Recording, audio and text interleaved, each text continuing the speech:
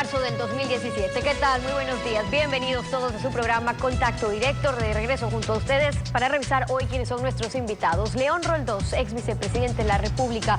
Vamos a hablar sobre la dolarización y el dinero electrónico, un recurso del Banco Central que no se ha utilizado por resistencia ciudadana, mientras el dólar, la dolarización, marca la diferencia entre Ecuador y Venezuela.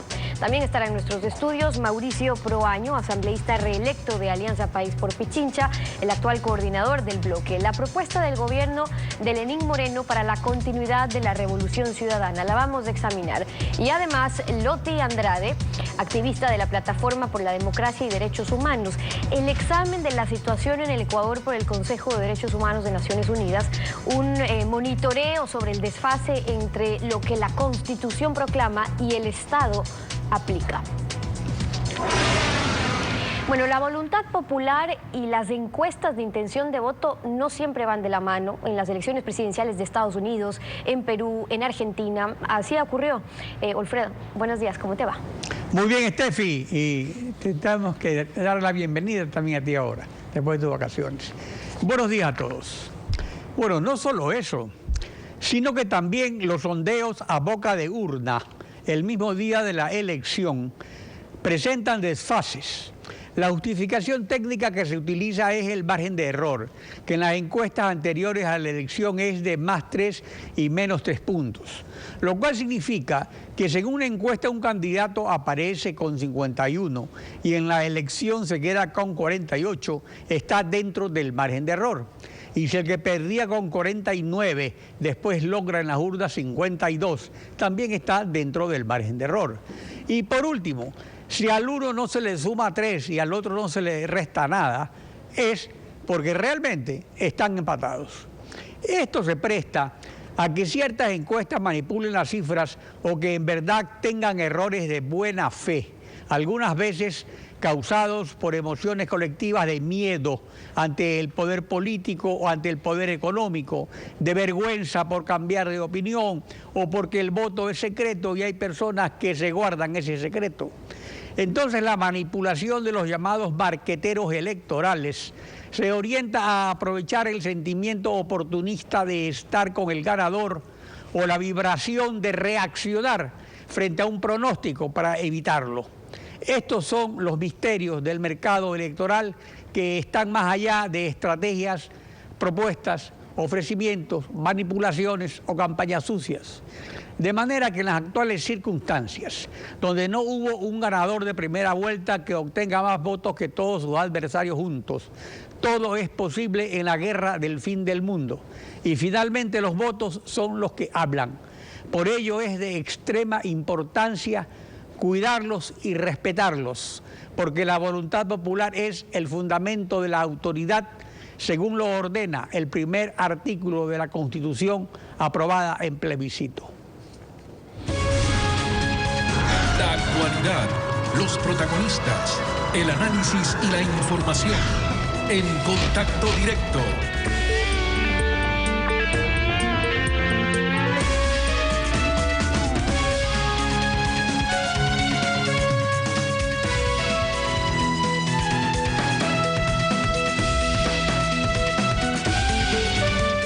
Así como se plantea que un triunfo de Guillermo Lasso es un plebiscito contra Rafael Correa en contraposición, se dice que un triunfo de Lenín Moreno es un plebiscito a favor del modelo y las políticas de Rafael Correa, entre ellas las económicas con la emisión de dinero electrónico.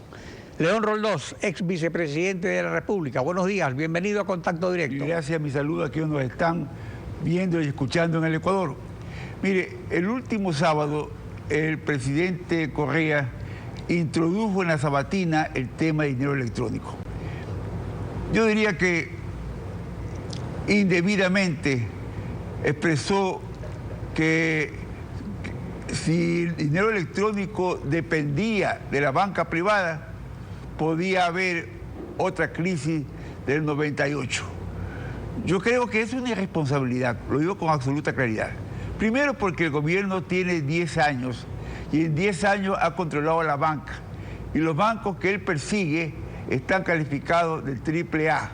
Entonces, ¿de qué estamos hablando? Pero eso lleva a su vez a la posición contraria. El hecho de que haya el monopolio del dinero electrónico por el Banco Central, porque ya en 2 ocasiones ha tenido que la sociedad en general parar decisiones que estaban casi dadas. Una, que el Estado pague sus obligaciones con dinero electrónico.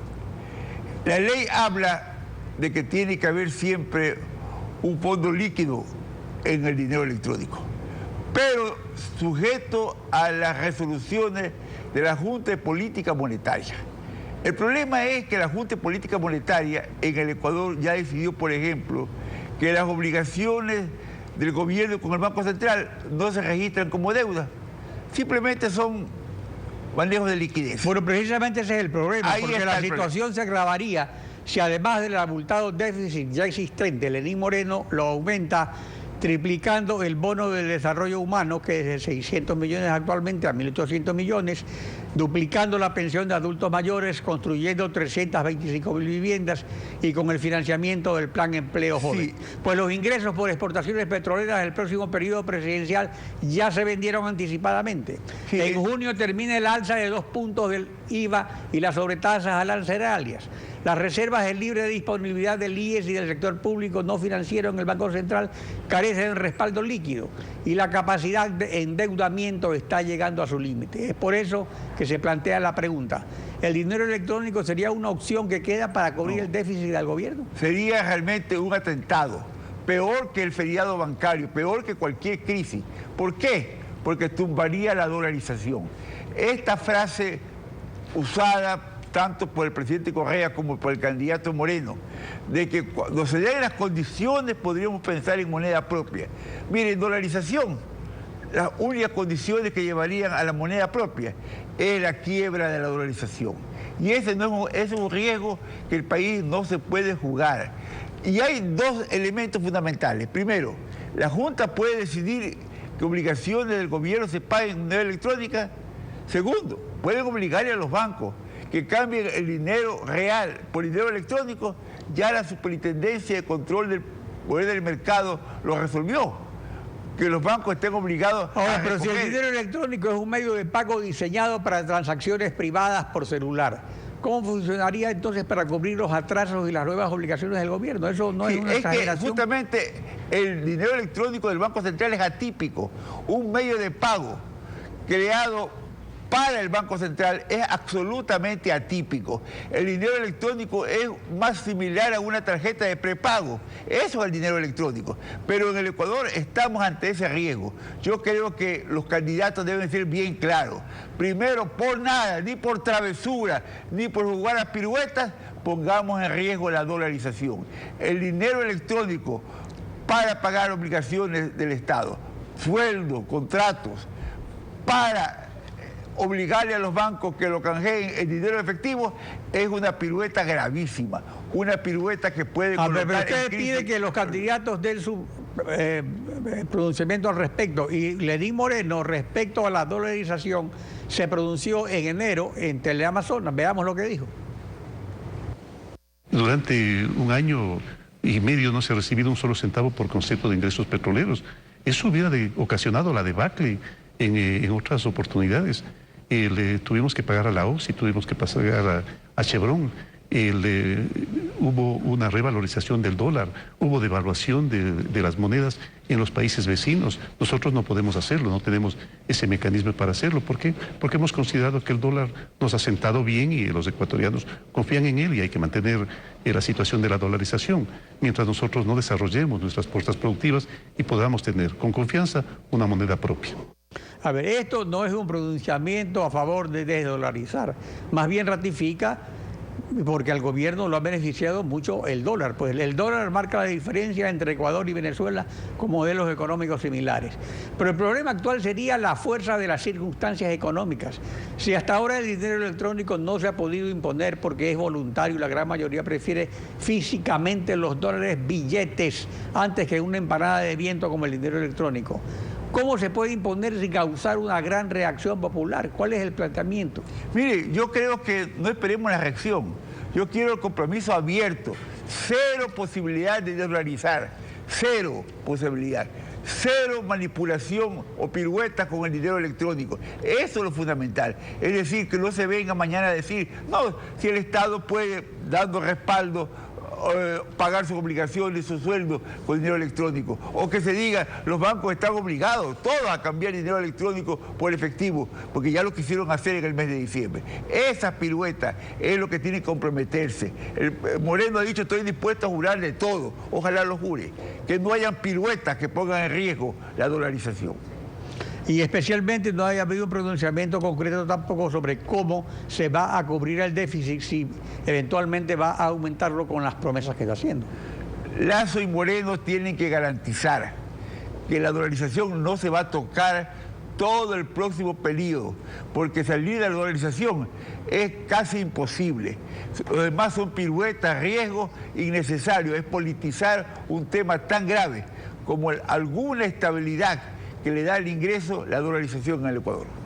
Para finalizar, veamos cómo está la negociación del acuerdo con Odebrecht para cooperación eficaz con la justicia y reparación al Estado. Esto dijo el presidente Rafael Correa al respecto. Veamos.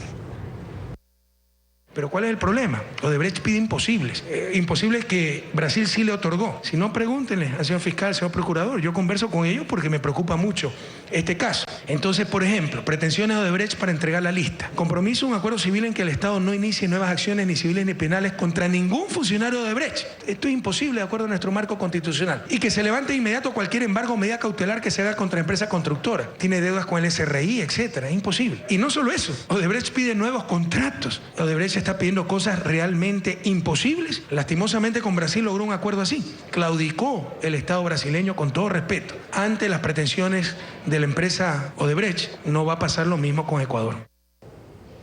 ¿Qué puede acotar al respecto? Muy simple, una lectura muy parcial del presidente Correa. Odebrecht se compromete a reparar todo. Lo que señala es que si hay funcionarios de Odebrecht que ya están procesados en Brasil, no se multiplique el proceso. Pero eso puede sentarse a conversar. Mire, todos son pretextos para que no se conozca la lista antes de junio, que el 1 de junio tiene Brasil que exhibir la lista. Pretextos, por favor, así de claro y de simple. Y pretextos, porque sí está muy claro en todos los documentos que funcionarios de este gobierno, en la negociación del 2008, por presión de Lula y Chávez sobre Correa, el Ecuador, llamemos así, se bajó los pantalones. Creíamos algunos que se habían bajado los pantalones, solamente era por un error. Ahora dice el documento que se conoce, la cifra global, que es porque 33.5 millones cayeron a los funcionarios. Por favor, de eso se trata. No se bajó gratis los pantalones. En el proceso siguiente, el 2008-2009, que llegaron al nuevo acuerdo con Odebrecht, que renunciaron a todo, renunciaron a Glosa, a todo, no se bajó gratis. Hubo un precio. ¿Quiénes cobraron el precio? ¿Quiénes cobraron el precio? Eso ya lo puede estar trabajando la Fiscalía, porque hay contratos, porque hay instrucciones, porque hay resolución de directorio, y no hay que sentarse a esperar simplemente que caiga la lista entregada por Brasil. ¿Qué pasó? Pues hay seres humanos atrás, pues. Seamos bien claros, el Ecuador no se bajó gratis los pantalones a partir del año 2008. Está claro que tanto Lula como Chávez presionaron al gobierno ecuatoriano, creíamos que había sido error. Ese cambio de actitud del Ecuador. La diferencia es que ahora se dice que eso tuvo un precio, 33.5 millones de dólares. León Roldós, gracias por acompañarnos en Contacto Directo. Steffi. Son las 7 de la mañana con 14 minutos, tiempo de ir a una pausa con ustedes y cuando regresemos estará Mauricio Proaño, asambleísta de Alianza País por Pichincha, actual coordinador del bloque. La propuesta de Lenín Moreno, la propuesta de gobierno para la continuidad de la Revolución Ciudadana, la analizamos al volver. Quédese usted en nuestra sintonía. Los pueblos rebeldes caminan hacia la libertad, los pueblos sumisos marchan hacia la esclavitud. Lo dijo Librado Rivera, político, periodista y profesor mexicano.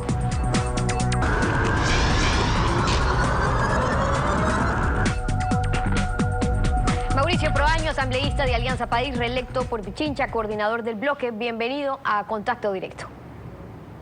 Muchas gracias, gracias. Un saludo al pueblo ecuatoriano. Buenos días. Faltan 6 días para que los ecuatorianos vayamos a las urnas. El próximo domingo vamos a haber escogido a Lenín Moreno o a Guillermo Lasso en función de sus propuestas, del plan de gobierno, lo que representan y pesan también las ofertas de campaña. Por eso es que los dos candidatos en esta última semana intensifican sus esfuerzos por hacer que estas ofertas lleguen. Del lado de Lenín Moreno, ¿cuál cree que es la propuesta de gobierno más importante? Bueno, creo que lo que se debe hacer es analizar dentro de qué modelo económico y de desarrollo se va a aplicar estas propuestas de campaña. Y creo que el plan, por ejemplo, del candidato Lasso ya indica por dónde va a ir el desarrollo de estas propuestas. Cuando uno revisa el plan de Creo, indica, por ejemplo, conceptos que se daban en los 90s. Pero yo le preguntaba el de Moreno y le preguntaba por el plan o el mejor proyecto que creen ustedes impulsa Lenín Moreno, esa candidatura. Es que tenemos que comparar dónde se va a aplicar este plan. Si uno tiene un modelo de privatización, un modelo de zonas libre comercio, un modelo de reducción de la economía de la parte pública versus la parte privada, cuando se va a hablar del cheque de educativos, cuando se va a hablar de privatización de la salud, ese es el modelo en el cual se va a aplicar las propuestas de Lasso. En cambio, ¿qué pasa con el modelo que va a aplicar las propuestas de Lenín Moreno? Un modelo económico donde prevaliza el ser humano. El ser humano como el ente rector, como el ente que aplicación, como el ente que hay que reducir la pobreza para su bienestar. Y es por eso que la propuesta de Lenín Moreno va dentro de un marco de una economía social en donde privilegiamos el ser humano, y por eso es que las propuestas que se tienen, por ejemplo, lo de vivienda, el tema del tema de vivienda, el tema de la juventud, la protección en todo el ciclo de vida de la gente, desde su concepción en los 1000 días siguientes, el tema de la juventud, de emprendimiento, el tema de las personas que han tenido ya su trabajo, han dado todo su esfuerzo en el Ecuador y que se lo va a dar. Claro, por eso es importante distinguir cuáles son los modelos que defiende cada uno de los candidatos, pero dentro de ello, cómo lo van a hacer. Entonces, Moreno ofrece en los 100 primeros días impulsar 5 acciones concretas. Vamos aterrizando en los temas. Una se refiere al tema tributario, eso es, reducir el IVA del 14 al 12%. Y también propone instalar un consejo, una especie de consejo consultivo tributario para bajar los impuestos, dicen, a la clase media y a la clase productiva. ¿Cómo planean hacerlo? ¿Por qué? Porque el modelo económico al que usted se refiere, el que ha defendido este gobierno, se ha basado en la práctica a mayores ingresos tributarios para poder sostener el gasto público y la inversión. La propuesta incluso de Lasso de bajar impuestos y que esos 3.000 millones de dólares pasen de estar en manos del Estado a dinamizar la economía en manos privadas, la han tildado a ustedes incluso hasta de irresponsable. Entonces, ¿cómo van a bajar los impuestos con Lenín Moreno? Bueno, uno de los temas, y creo que eso es importante y por ley, se va a rebajar de lo que estuvo anteriormente al 12%, eso fue lo que se aprobó en la ley, bajar del 14% al 12%, eso va a darse porque la economía está activándose y podemos nosotros tranquilamente tener el financiamiento. Cuando uno revisa la información de organismos internacionales, se ve que el Ecuador está nuevamente reactivándose y puede fácilmente cubrir las necesidades que se necesita para la aplicación del plan. Y uno de los temas importantes, aquí se critica y se habla fuertemente de lo que es aumento de tributos, el buscar lo que es mayores inversiones sociales, cuando todo el mundo, en los estudios que se han dado sobre la crisis de la globalización recientemente, enero 2017 en Estados Unidos, en Europa, en Japón, indican claramente que lo que sí se va a hacer no son impuestos planos que van a comenzar a incrementar los impuestos a los que más tienen, porque el problema en el país, para aplicar planes de gobierno sociales, para provocar el desarrollo y empleo, es por las desigualdades económicas que existe a nivel mundial, especialmente en América Latina. Entonces, ¿qué se tiene que hacer? No es cuestión solo de reducir por reducir, llevando un modelo económico que ya es pasado de moda, que es de los 90s, es reducir el sueldo, como se dice en las propuestas de Guillermo Lasso, es reducir todo lo que es la inversión social. Cuando en estos países europeos, Estados Unidos, asiáticos, dice que van a incrementar la inversión por eso pública es el argumento para poder generar empleo. Por eso es el argumento incluso de la campaña de Lenín Moreno de justificar ciertos impuestos. Por eso es que llama la atención y por eso le preguntaba, porque ahora el candidato Moreno dice, por ejemplo, que hay que revisar otros impuestos. No está de acuerdo con el tema de la plusvalía, sí con el de que el Estado califique que es una ganancia extraordinaria y que se pague un impuesto sobre eso, o sea, el nuevo impuesto a la ganancia extraordinaria. Ha dicho que podrían revisar el ISD, el impuesto a la salida de divisas, de bajar el IVA, como ya lo referíamos, o el anticipo. Es decir, no están de acuerdo con la carga impositiva que se ha estado manejando estos últimos años. ¿Creen que ha sido excesiva? ¿O por qué después de estos años de defender este modelo creen que ahora sí podría ser oportuno bajar estos impuestos? Bueno, el tema es que siempre los recursos que se obtienen de impuestos pueden ser revisados. Como dice nuestro candidato a la presidencia y futuro presidente de la República, Lenín Moreno, se puede reducir, se puede cuidar, pero con un concepto claro. Un concepto que en todo el mundo está pasando.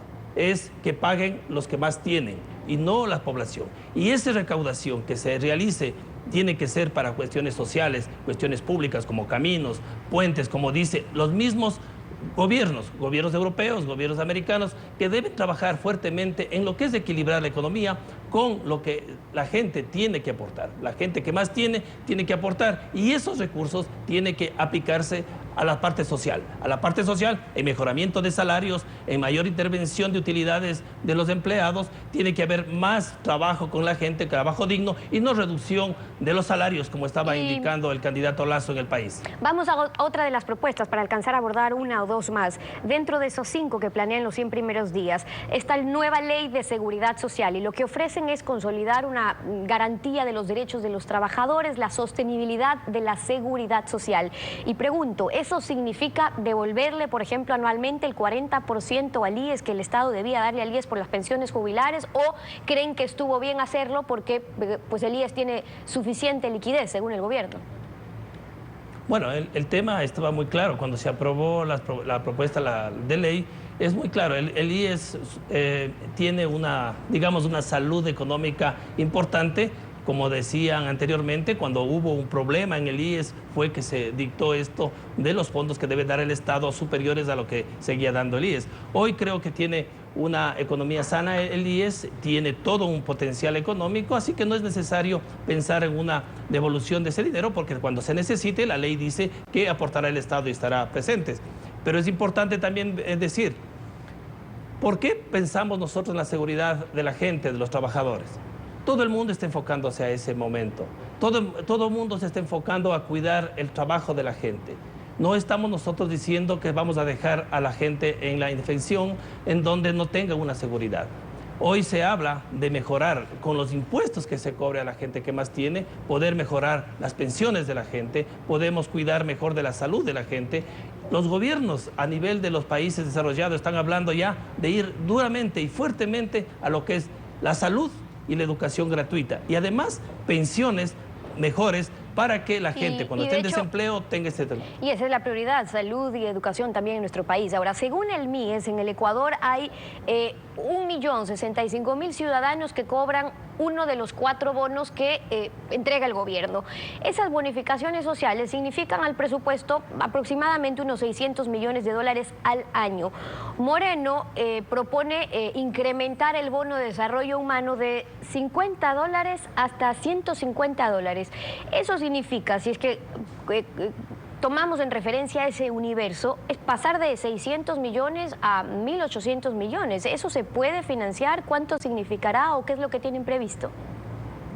Bueno, financiarse, creo que todo el plan que presentó nuestro candidato a la presidencia, Lenín Moreno, todo el plan tiene un financiamiento. Y una de las cosas importantes que se tiene que entender, siempre nosotros vamos a enfocar en el tema de, por ejemplo, cuánto había y existía de evasión tributaria. Casi el 68% en lo individual, un 58% en lo privado. Cuánto ha habido de lo que es dinero del Ecuador en paraísos fiscales. Todo ese dinero que se pueda recaudar, el dinero que pueda regresar al país y donde se genere también una carga impositiva, esto tiene que ayudar para cubrir esa necesidad. Pero es que esa la carga impositiva ya está. Esa necesidad... Sí. La carga impositiva ya está, a menos que estén considerando otros nuevos impuestos. Digo, esa ya es una realidad. El tema es cómo se financia o si tienen pensado que ese universo de 1 millón de personas que tiene el bono pueda subir a 150 o serán solo unos pocos los que puedan calificar a 150.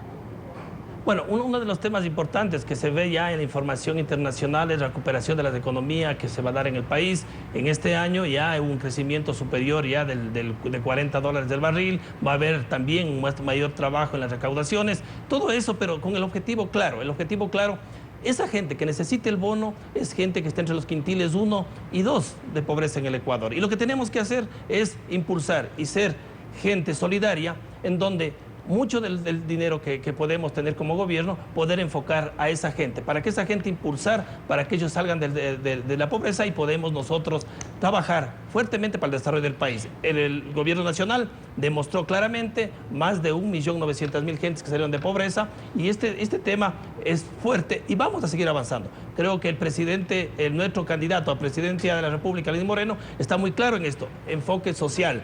Sí, no de mercado, con mercado. Donde el Estado pueda organizar la economía y podamos ayudar a los que menos tienen. No como estamos diciendo solo en Ecuador. Cuando uno revisa literatura internacional, todo el mundo está buscando esa equidad, claro, acortar desigualdades y poder trabajar. El tema es cómo. Y entonces en este periodo, estos 10 años, tuvimos años de bonanza, cuando el petróleo sí estaba en sus picos más altos, luego un punto de inflexión, cuando ya estábamos manejando otro tipo de presupuesto, pero no se subió a 150, es decir, triplicar el bono, no ocurrió en estos 10 años de 50 a 150 en los últimos tampoco. Por eso que le preguntaba cómo es que ahora sí ya se va a poder subir en ciertos casos, porque al millón es difícil que se pueda llegar, pero en ciertos casos de 50 a 150, que es 3 veces más. Claro, pero la base del desarrollo había que plantearlo. Por ejemplo, ya tenemos hospitales y hospitales de lujo, tenemos en todos sitios médicos, especialistas, tenemos la parte educativa, tenemos el tema de las vías, tenemos el tema de aeropuertos, tenemos el tema de todo lo que es la fibra óptica. Eso hace un marco muy favorable para que luego iniciemos trabajos ya impulsando todo lo que es el desarrollo. Así que cuando hay una bonanza no es bueno tampoco guardar. ¿Qué pasa si yo tengo dinero y no hago mi casa? Y luego que viene un problema de crisis tengo que gastar ese dinero y no tengo luego dónde estar en una casa propia de uno. Esto ya se hizo en el país. Hoy viene un proceso de apoyo a la ciudadanía, de apoyo a la gente para que pueda desarrollarse. Mientras tengamos gente en pobreza, mientras la gente que más tiene no aporte para estos programas sociales, nosotros no vamos a poder desarrollar. Son algunas Lenín Moreno va a ser un proceso grande. Las propuestas hoy con Mauricio Proaño, asambleísta de Alianza País Reelecto Pro Pichincha. Gracias por habernos acompañado aquí en Contacto Directo. Gracias, muy amable. Son las 7 de la mañana con 31 minutos. Vamos a una pausa. Al regresar estará Loti Andrade, activista de la Plataforma por la Democracia y Derechos Humanos. El examen de la situación de los derechos humanos en el Ecuador por el Consejo de Derechos Humanos de Naciones Unidas. Un monitoreo sobre el desfase entre lo que la Constitución proclama y el Estado aplica. Regresamos. Quédese usted en nuestra sintonía.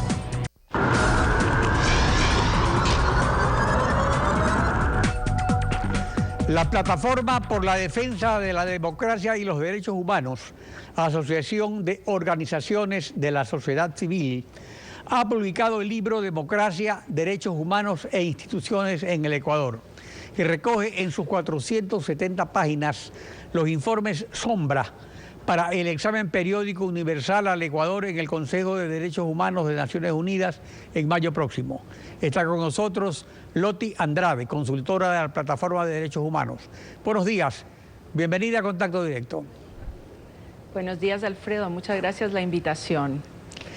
La Constitución de Montecristi avanzó en materia de derechos humanos, pero su diseño orgánico e institucional para concretar esas declaraciones de derechos, ¿es coherente o hay un desfase entre la parte declarativa y la parte orgánica de la Constitución? Bueno, efectivamente, la Plataforma por la Democracia y Derechos Humanos ha presentado 2 informes sombra conjuntos que llaman informes alternativos o aportaciones, contribuciones para el próximo examen periódico universal que tiene el Ecuador en el 1 de mayo, en el cual se parte de la base que el Estado ecuatoriano transgrede y violenta derechos humanos. Como el equipo que trabajó en esto son más de 22 organizaciones diferentes temáticas, temáticas ambientales, temáticas de salud, temáticas de derechos de las mujeres, libertad de expresión, asociación, justicia, todo lo que es derechos de las comunidades indígenas, de los pueblos no contactados, una serie de temas. Nosotros sí creemos que lastimosamente el Estado ecuatoriano se ha convertido en un Estado que transgrede los derechos de la ciudadanía ecuatoriana en sus diferentes temas. Y hoy en día la Constitución del 2008, que tiene una serie de garantías en materia de derechos, lastimosamente tiene una estructura institucional que elimina y que prácticamente borra todo lo que es el trabajo de la sociedad civil y de lo que llamamos soberanía popular. Ahora, la plataforma trae en su publicación una agenda inmediata propuesta por la sociedad civil en materia de derechos humanos, de derechos civiles y políticos pendientes. Comencemos por uno de esos derechos, el derecho de la información. ¿Cuál es la propuesta respecto al derecho de la información por parte de las organizaciones de la sociedad civil? Bueno, como ya se ha venido diciendo, la Ley Orgánica Integral de Comunicación es una de las leyes más regresivas, represivas y rígidas que tiene en América Latina en estos momentos el Ecuador. Es una ley que coarta la libertad de expresión a través de este establecimiento de la Supercom, que se convierte en una especie de tribunal contra los periodistas, sustrayendo de la justicia ordinaria a los periodistas y quitando esa igualdad ante la ley. El sistema de comunicación, que está básicamente abarcado con 28 medios de comunicación por parte del Estado ecuatoriano, hace que se convierta en un estado de propaganda permanente, de publicidad, y no como medios públicos que deberían transmitir efectivamente la diversidad, la plurinacionalidad, la cultura, digamos, que tenemos en los diferentes estamentos del sistema ecuatoriano, sino que se convierten en estado permanente de propaganda. ¿Y cuál es la propuesta de la agenda inmediata? ¿Qué hay que hacer en esa materia? Bueno, el año pasado, que la plataforma participó ya en el Comité de Expertos de Derechos Humanos en junio pasado, se estableció como una de las primeras recomendaciones la necesidad de que la ley de comunicación sea acorde con el sistema internacional de los instrumentos de derechos humanos. La plataforma presentó ante la Asamblea Legislativa la propuesta de hacer una revisión a todo ese sistema de la ley de comunicación, y hoy en día una de las propuestas que llevamos para el examen de periódico universal es la propuesta de que los estados también enseñen al Ecuador y recomienden la supresión y la derogación de esta ley de comunicación, que es una ley, como vamos con los decimos, otros derechos totalmente contraria a los derechos. Por el tiempo. Sobre el derecho de asociación y la libertad de sindicalización, ¿qué debe garantizar el Estado de acuerdo a la agenda? Bueno, el decreto 16 y el 739 son decretos que lo que hacen es darle la potestad al Estado ecuatoriano de disolver sin debidos procesos a organizaciones de sociedad civil. Y así hemos visto el caso de Pachamama, vimos el caso de la Unión Nacional de Educadores, que de manera totalmente arbitraria y unilateral, sin debido proceso, fue disuelta. Vimos el caso también de intento de disolver a Fundamedios y el caso de Acción Ecológica más recientemente. La propuesta de nosotros es efectivamente derogar esos decretos que lo que hacen es crear un sistema de autoritarismo sobre las organizaciones de sociedad civil que eliminan la posibilidad de una libertad de asociación sin que sea acorde con las propuestas, en el sentido de que el Estado dice que si no es acorde con las propuestas de desarrollo no se puede funcionar, que ha limitado todo lo que es cooperación en materia de derechos humanos a nivel internacional. Ahora, respecto al derecho a la justicia, tenemos una especie de Estado fallido que permite la impunidad. ¿Cuál es la demanda de la sociedad civil? Bueno, la justicia en el Ecuador lamentablemente está, lo que podríamos decir, captada, ¿no?, por todo el sistema del Poder Ejecutivo. Hay una concentración excesiva en materia de justicia y una posición donde la justicia no garantiza ni independencia ni un debido proceso. Por lo tanto, nosotros lo que consideramos realmente importante es que el sistema, por ejemplo, de designación de jueces, el sistema de concursos, sea un sistema público, un sistema transparente, un sistema donde tal vez se le deba devolver a la Asamblea Nacional la posibilidad de dar los nombramientos de los magistrados de la Corte Nacional de Justicia, limitar también todo lo que es las atribuciones del Consejo Nacional de la Judicatura, que es un consejo que en estos momentos se convierte, siendo del Ejecutivo, en un ente superior a la Corte Nacional de Justicia, lo cual es totalmente fuera del lugar de lo que debe ser una justicia independiente, una justicia transparente y una justicia que limite el poder. Y para terminar, ejecutivo. sobre los derechos, el derecho de las mujeres, que es un derecho que tanto se manosea políticamente. ¿Cuál es la situación respecto al derecho de las mujeres? Bueno, como decimos nosotros, las mujeres en este momento tenemos una posición frente al Estado de resistencia.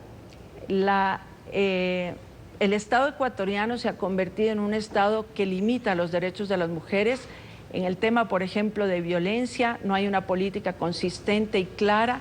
6 de cada 10 mujeres, como se ha venido diciendo, son o han sufrido algún tipo de violencia, y hay lugares donde, sobre todo provincias de menores recursos, de poblaciones indígenas como Morona, Santiago, que tiene 7 de cada 10 mujeres.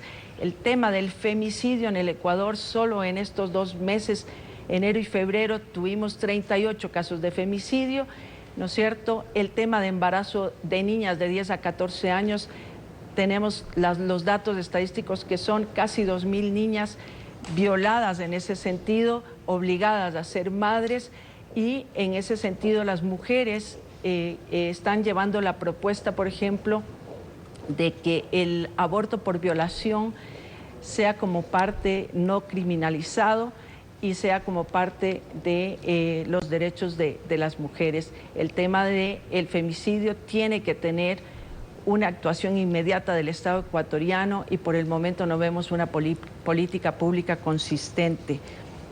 En el tema de violencia, exactamente lo mismo. Lotte Andrade, muchas gracias por acompañarnos hoy en Contacto Directo.